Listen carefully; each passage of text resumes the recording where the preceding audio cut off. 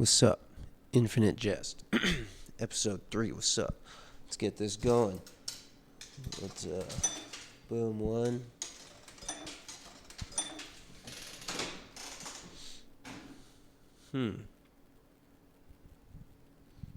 Well, that doesn't seem right. Alright. What's up? Episode 3. Henny reads a book. Sidetracked reads Infinite Jest. And you guys are here with me. Let's go. Alright. So if you remember, last time we left off, homie's being, what is homie being? Let me check my notes. He gets tackled to the ground. They're like, dude. So he tries to talk. He's like, look, I read so much. I'm boss. I'm cash money. I'm smart. And then they tackle him, put his face on the ground. He's like, I'm so cold, and I'm on the ground. All right. Then, after that, we open up with he's being dragged away. And so he gets dragged away. So in the last part, we heard some sirens in the background. He's being dragged away. So I thought that he was going to be right in the ambulance. But he's not quite in the ambulance yet. They drag him into a bathroom. Pretty sweet. So they tackle him to the ground. He's like, look, I tell him to step on it, take me to the library in the taxi. I do all these things. I'm smart, you're not. I'm smart, what's up? They tackle him, and then they drag him to the bathroom. And then he pretty much writes a little love letter to restrooms. Right here it opens up with, after they pin him to the floor, and he's like, look, I'm here. And then they pin him on the ground. Opens up with this. There's a space. And then it goes, you have to love old-fashioned men's room. The citrus scent of deodorant discs. In the long porcelain trough. The stalls with wooden doors and frames of cool marble. These thin sinks and rows, basins supported by rickety alphabets of exposed plumbing, mirrors over metal shelves.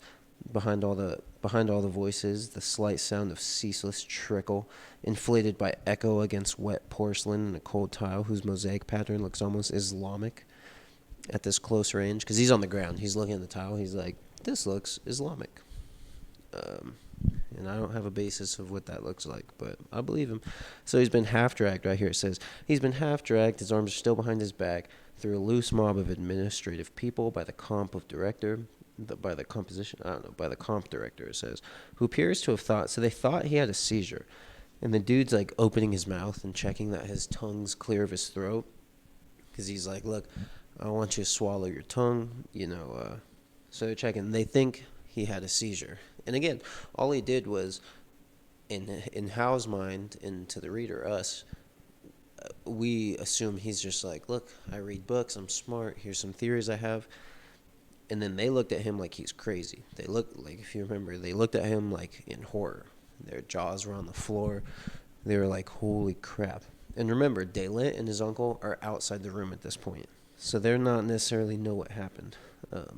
So they drag him to the floor. And then basically they're all just arguing.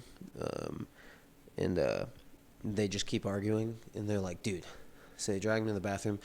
And they're all just like, dude, that was fucked. Like, what we just saw was crazy. And then the uncle, because now the uncle and Delint are there, and they're like, dude, it's fine. Like, he's fine. And right here it says, let's see what it says. Oh, okay. So, how his head is, right here it says, my head is cradled in a knelt director's lap. So, this director's like kneeling there in the bathroom. Hal's like laying on the ground. They drug him here, but the dude's like got him in his lap. Because they're not trying to bully him. They're not trying to just bully him. They think he needs help, and we'll find out in a second. It seems like he probably does. So his head is in this dude's lap. He's in the bathroom. All these people are like kind of arguing. And then his Uncle Charles, the like headmaster of the college guy who's also trying to help. Delint, I think like he went to the college and just knows how. But the uncle is like the headmaster at this college. So they're both trying to get him in. They're both kind of trying to shoehorn him into the college. And then right here it says, Uncle Charles, which he describes Uncle Charles as a truly unparalleled slinger of shit. So, fire. Nice. And he's trying to mollify men who seem way more in need of a good brow mopping than I. Because they're wiping his eyebrow like They're wiping sweat off of him. They're like, dude, it's okay. Are you okay? And they're wiping sweat off of Hal's brow. But Hal's like, dude, you guys look like you need more brow mopping than me. Like, I'm fine. I'm chill. And then right here it says he's fine, he keeps saying, which is his uncle. It says he's fine, he keeps saying. Look at him, calm as can be, just lying there. And then they say, you did not see what happened in there. You did not see what happened in there. A hunched Dean responds through a face of webbed fingers. So he's like covering his face, and he's like, you did not see what happened. So let's find out what happened. And then here goes a conversation. I'm just going to kind of read out this conversation a bit. His uncle's like, excited is all he gets sometimes. An excitable kid, impressed with... And then they interrupted. So the uncle's like, dude, he just gets excited. It's cool. It's chill. But then they interrupt. And then they say, but the sounds he made. And they emphasize sounds. It's in italics. They say the sounds he made. Undescribable. Like an animal. Sub-animalistic noises and sounds. And it says, nor let's not forget the gestures. The sounds and the gestures. Have you ever gotten help for this boy, Mr. Tavis? They're like, dude, have you ever gotten him help? Like some sort of animal with something in its mouth. This boy is damaged. So there's a few people talking. They're like they keep talking. Right here I thought was funny. It says, this boy is damaged. And then the other guy comes in like a stick of butter being hit with a mallet. Which I like to imagine they're all like, yeah, because we're going to find out. This was a crazy scene. This is like a crazy thing that happened. And they're like, dude, the sounds he made, he sounded like an animal. He sounded even worse than an animal, sub-animalistic. And then this other dude's like a stick of butter being hit by a mallet. And then I like to imagine everybody just like looks at him and they're like, what? Because like, what? What's up? Sorry. Oh, is he not? I don't know. Not at the moment. I don't know if he went outside, but I don't think so. Yeah, I'm just doing a book report. Oh, you're good. A book report. I started a new series. I'm on episode 3 where I do book reports. So I'm doing this book, which I showed you like Christmas. It's just like this fat, confusing book. So I'm reporting on it. Yeah. That would be sweet. Yeah, and I'll be out in a minute. Well, thank you. I appreciate that. Oh, yeah. Got caught in the middle of a book report. Sheesh. Every time I've been caught in the middle of a book report, which is fine. Everybody can know about my book reports. Ain't no shame. You know what? Since we got caught, let's try this again. Alright, maybe not. Sometimes this happens. It's fine. I didn't break it, I don't think. Maybe I'll play some video poker after, and I'll win a hand. Alright, we're getting distracted. We're getting sidetracked. Alright, so they're like, dude, you did not hear the noises he made. And let's not forget the gestures. The gestures were crazy. This dude's like, yeah, it was like a stick of butter being hit by a mallet. Whatever that means. Alright, buddy. Yep. Keep thinking that. And then this guy says, a writhing animal with a knife in its eye. And again, from our impression, Hal's like telling them, I hop in a taxi cab. I say, take me to the frickin' library right now. And then... So that's what he like Hal thinks. He's just like, look, I'm not an idiot. I'm conscious. I do read. I go in taxis. I am smart. I have theories. And then they're like, it was like a writhing animal with a knife in his eye. And they're describing the sounds he was making. It's like a writhing animal with a knife in its eye. What were you possibly about trying to enroll this kid? And his arms. You did not see it, Tavis. I think Tavis is the uncle. You did not see it, Tavis. His arms were flailing. This sort of awful reaching, drumming wiggle. This sort of awful reaching, drumming wriggle. Waggling. The group looked briefly at somebody outside. At the sight... wait, what? Oh, okay. This sort of awful reaching, drumming wriggle. Waggling. The group looking briefly at someone outside my sight, trying to demonstrate something. So the dude's like...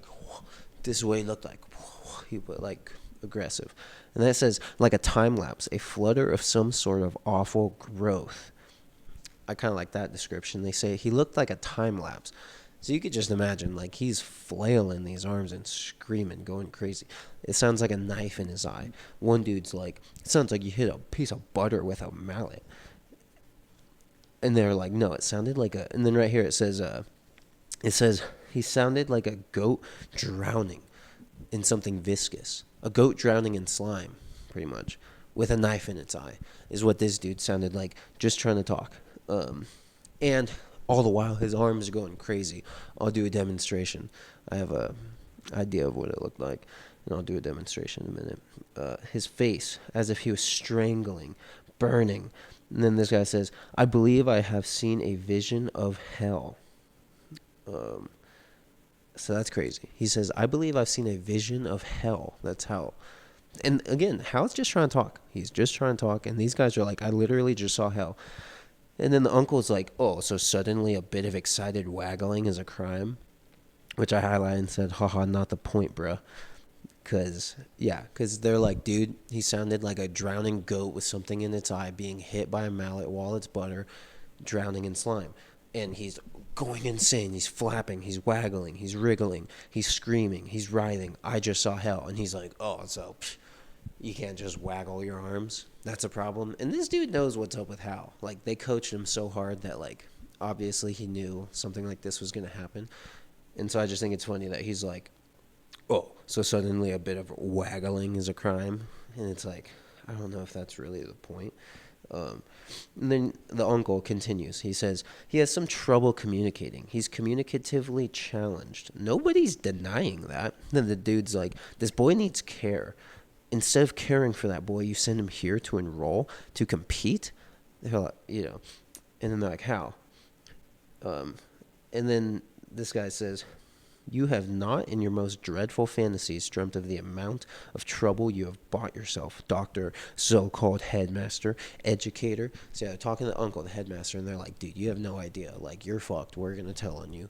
You're screwed. You don't even know what you've just done. Because they're like, dude, you're abusing this kid. Like, this kid's like a demon goat. And you're trying to just force him to come here, and you keep speaking for him, and you let Daylint speak for him, so they know something's up. They're like, dude, this is fucked. You're fucked. You don't even know what's going on. And then they're kind of arguing. You remember, they're in the bathroom. It's all echoey. It's all echoing. And then freaking Hal's just like, while they're arguing, Hal's just like looking at people's feet. At one point, a dude walks in, and he's like, oh, this dude's shoes just walk in by the stall. And then I hear the trickle. Dude's probably just getting splashed with pee, and he's just on the ground. They describe him as catonic. They're like, dude, he's on the ground catonic. Like, this is fucked. This is a bad situation. And then the deans are arguing, and they're like, and you, White, why would you recruit him? So they're talking to this dude, probably last name White. If his first name's White, sorry, bud. I assume his last name's White. They're like, White, why would you recruit him? And then he's like, dude, on the court, right here's a quote. It says, on the court, he is gorgeous, possibly a genius. You have no idea. And then he's like, plus, his brother's in the NFL. His brother's in the fucking NFL. They've got good genetics. And if you've seen this dude, they literally describe him. They say, it's like watching ballet, but tennis. That's how good at tennis he is. It's like I'm watching a ballet performance. It says, this boy is an athletic savant. An athletic savant.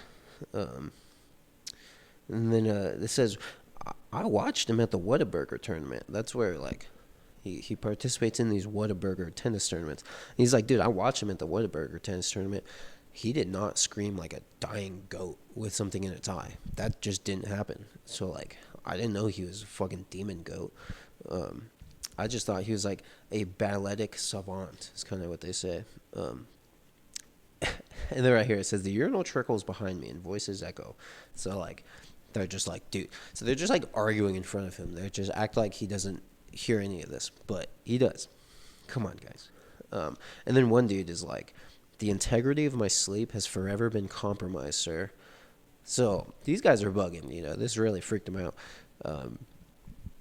The one dude's like, I just saw hell. This dude's like, this is a direct quote. The integrity of my sleep has forever been compromised, sir. So he's like, dude, I'm never going to sleep as good as I used to. And then the uncle right here goes, quote, Hal here functions, you ass. Given a supportive situation, he's fine when he's by himself. Because the uncle is still trying to get him in. They're like, dude, why are you trying to get him here? And then he's like, you ass. he functions. He's fine. Just let him be by himself. He gets nervous. He gets excited. He can't talk.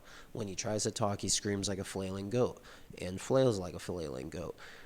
But if you just don't do that, he's fine. And he's so good at tennis, and he's still pretty smart. He's still pretty smart, they say. And then they say, we witnessed something only marginally mammalian.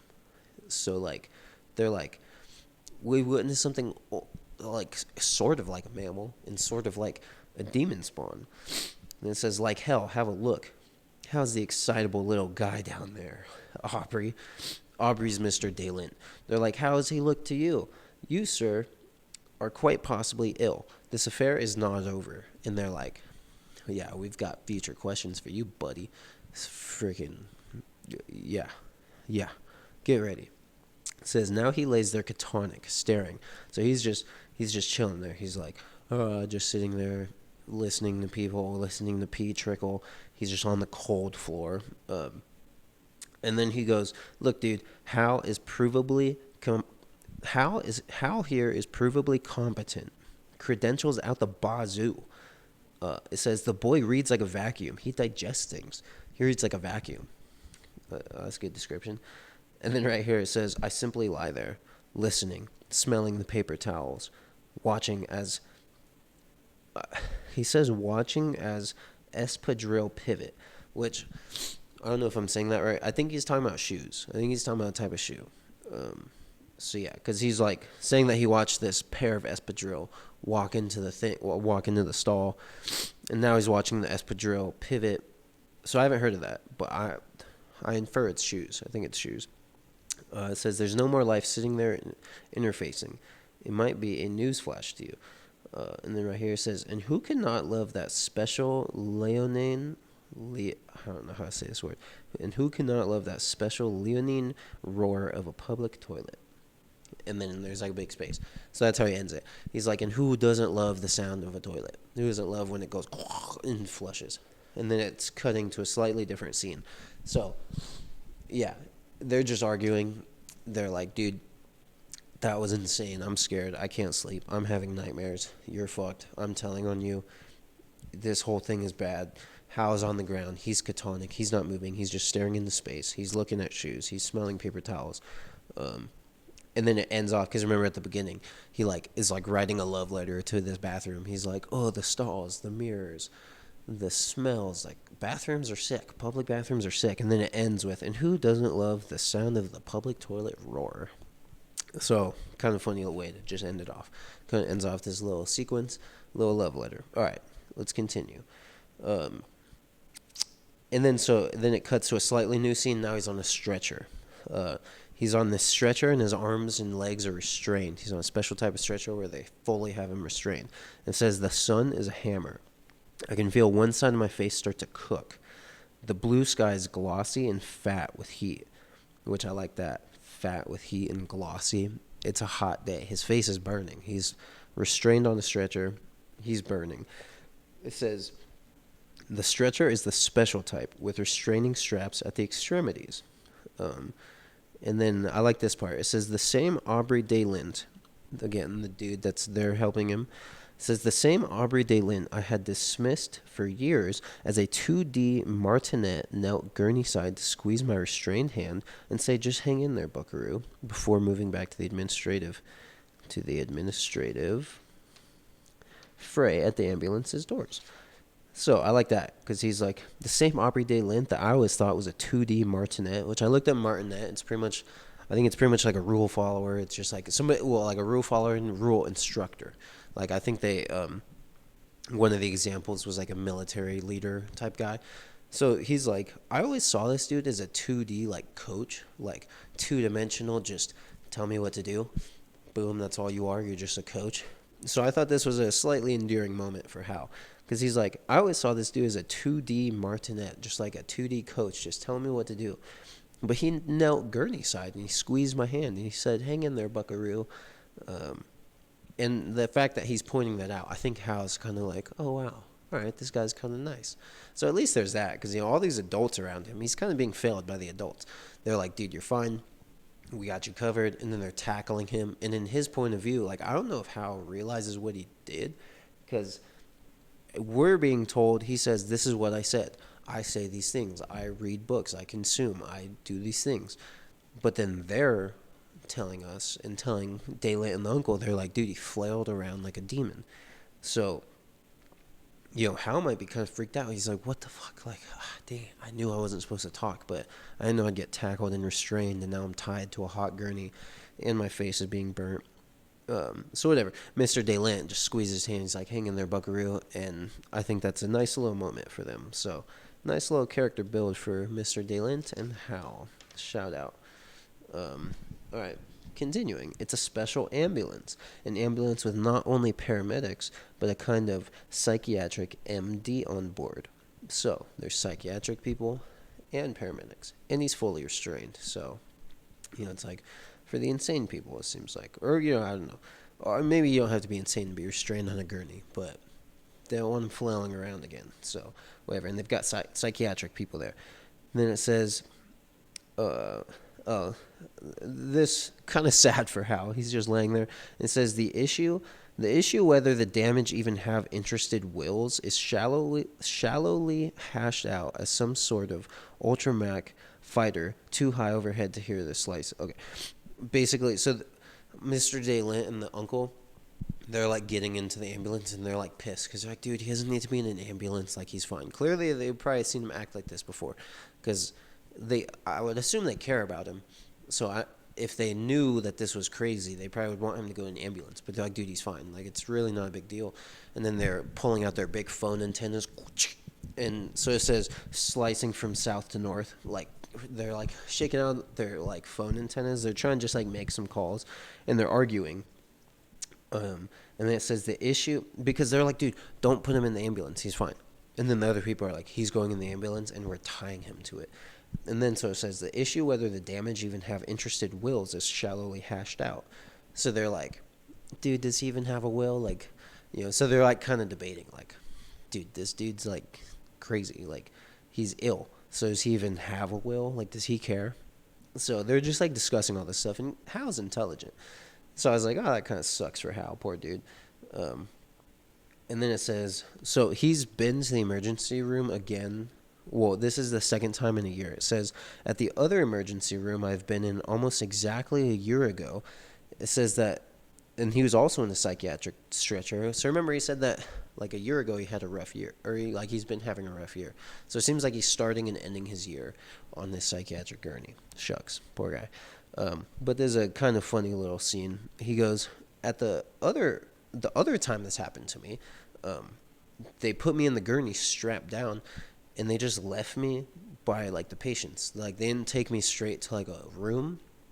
They took me just to like the waiting room, not like a doctor office yet. So they say they just leave him strapped down next to the waiting room. And then there's this lady who has like a Quebecian accent, a Quebecois accent. And she's like talking about a bump on her breast. That's how Hal says it. He's like, she's talking about a gigantism on her breast, her right breast. So like a big bump on her breast.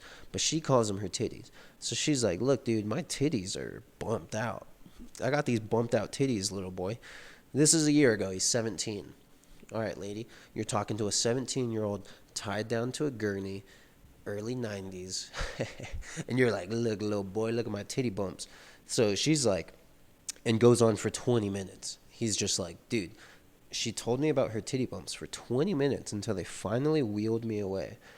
And then he's just kind of like, so again, he's in the ambulance right now, so he's recalling this story. He's like, dude, I remember last time this happened. Freaking this Quebec titty bump lady kept talking to me for 20 minutes, and I don't want to deal with it. And then right here it says, I once saw the word knife finger written on the steamed mirror of a non-public bathroom, which is right after the titty bump story. Right after he talks about that lady's her breast meat bumps, he just goes, I once saw the word knife finger written on a steamed mirror of a non-public bathroom. Which, like, okay. And that's it. Like, that's all it says right there. So I think he's just like he's just bugging out. He's just thinking of random things. Because he's like, yeah, this lady's, meat bumps And then he's just like, yeah, I saw a word written on the mirror on a non-public bathroom. So maybe he's like at his own. I don't know. I just thought that was funny. He's like, okay, dude, whatever. And then right here, okay, a little bit weird. He says, I've become an infantile. I'm forced to roll my eyes closed either up or to the side to keep the red cave from bursting into flames from the sunlight, which I like that description. I'm forced to roll my eyes either up or to the side to keep the red cave from bursting into flames from the sunlight, which I like that because I could picture that. You know, you're trying to lay down on a hot, like when the sun's beating down, and like if there's, or just if there's a heavy light source when you're closing your eyes, it bursts into flames. I like that. But he also shoehorns in there. So one, he's like, this lady, I have to listen to her talk, and then I just saw a word in a mirror. Okay, who freaking cares how? And he goes, I've become an infantile, which is inappropriate. That means he's attracted to 0 to 4-year-olds. I looked it up. I'd never heard that word. And apparently, if he is one of those, it means he's attracted to people between the age of 0 to 4. So hopefully that's not true, because that will lose you points, Hal, in my book, if that's what you're into. Not great. But he's also just, like, saying random stuff, so I don't know. He's also, like, having a psychiatric break or a psychotic episode. I don't know. So hopefully that's just not how he feels. But he says it. And then just goes on. And then he's just, like literally right after that, he's like, the sun is hurting my closed eyes. So he's kind of just saying a bunch of random stuff, so hopefully that was just not true. Says, I will be conveyed to the emergency room of some kind. Where I will be detained as long as I do not respond to questions. And then when I do respond to questions, I will be sedated. So he's like, I've been through this. I'm just going to get detained. They're just going to hold me for a minute. As long as I don't respond to questions, I'll be fine. If I do respond to questions, I'll be sedated. Shucks. And then he's just having all these memories, like he's just laying there, and he's just cycling through a bunch of random memories that I won't mention because they're not that important. And then he's still he's thinking about tennis. He says he has semifinals tomorrow, and Venus Williams is going to be there, which I assume is Serena Williams' sister. And, you know, Serena Williams is like the female Ronaldo of tennis. Like, you know, she's a big tennis figure. So I assume Venus Williams is her sister. So a big deal. This dude's an elite player. He's like, I'm trying to play in front of Venus Williams tomorrow. And then right here it says, quote, I will be out in plenty of time for tomorrow's semi. I trust Uncle Charles. So he's like, yeah, I'm being wheeled off to the doctor. That's probably why also, you know, they're being all mad. Like, don't take him in the ambulance. And they're making all these phone calls because they're like, dude, he has a semifinal tomorrow in front of Venus Williams. This is a big moment for him. Don't fuck it up for him. And then he's talking about this guy that's going to play tomorrow. This dude's name is Dimphna.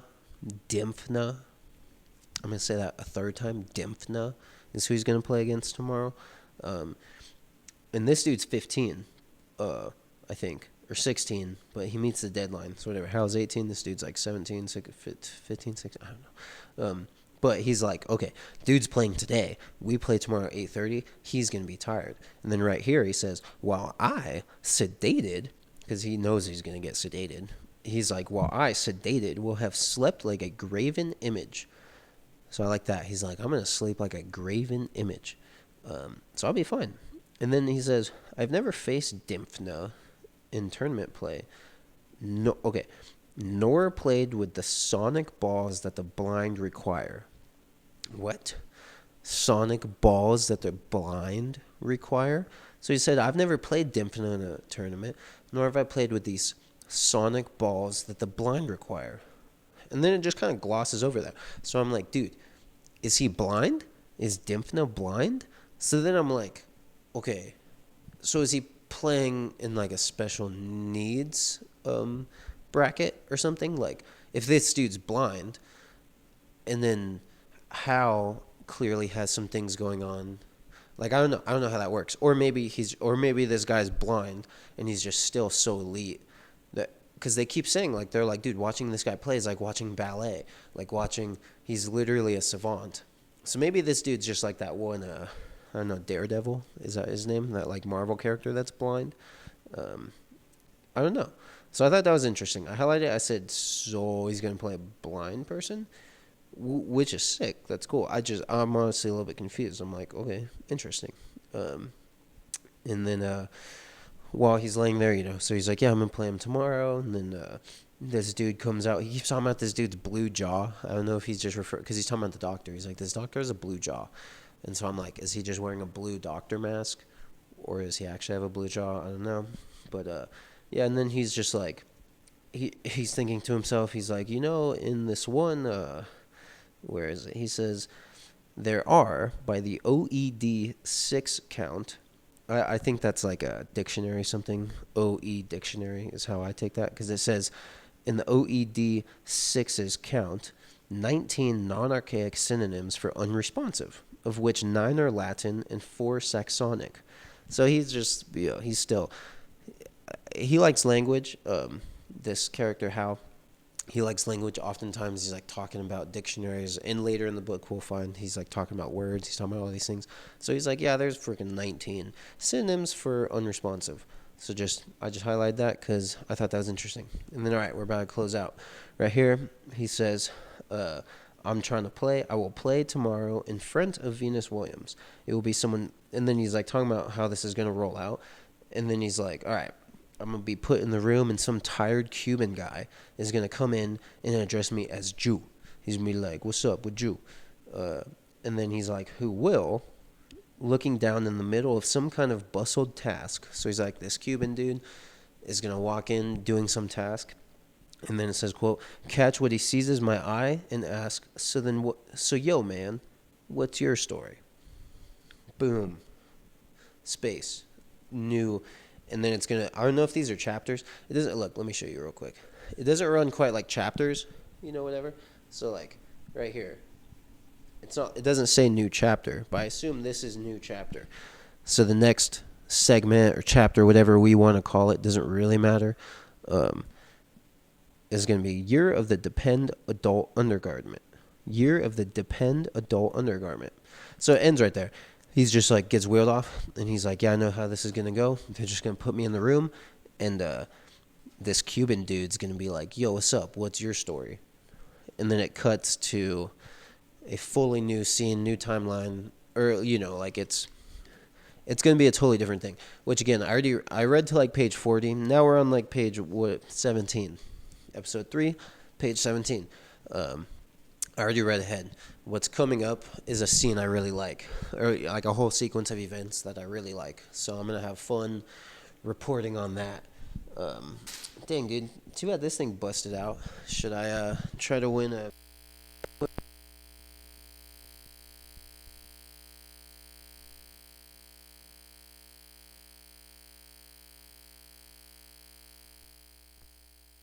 Check.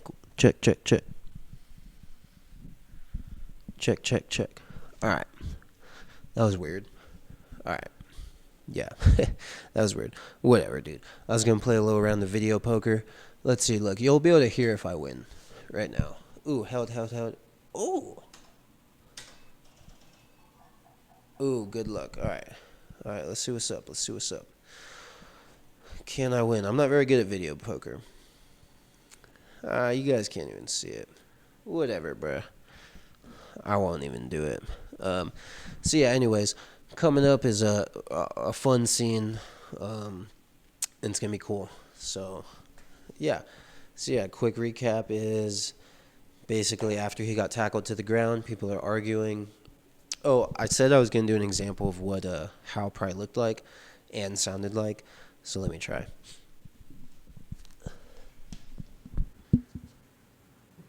Headphone warning.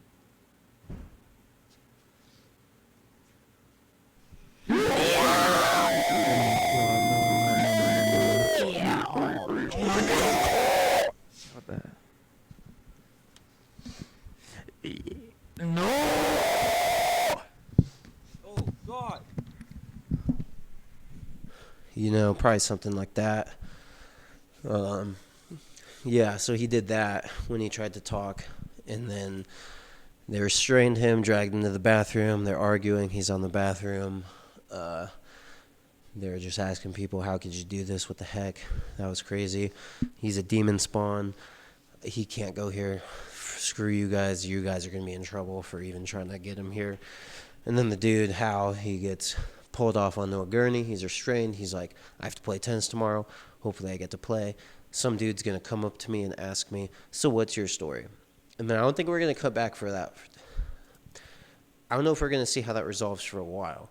Because it's going to jump into like this whole other segment, which again is a fun segment. I'm excited to report back on that. And so it should be good. It's going to be fun. It's going to be sweet. So yeah, hopefully that made sense. Hopefully we're all following along. Sorry, this one ran a little long. But I don't know. It was kind of a fun scene sequence going on. So yeah. Thanks for joining. Sidetrack reads a book. Henry reads a book. Come back soon. We gonna be back at it. We chilling. We vibing. We cooling. We riding. Alright. Later. Thanks for watching. Episode 3. Later.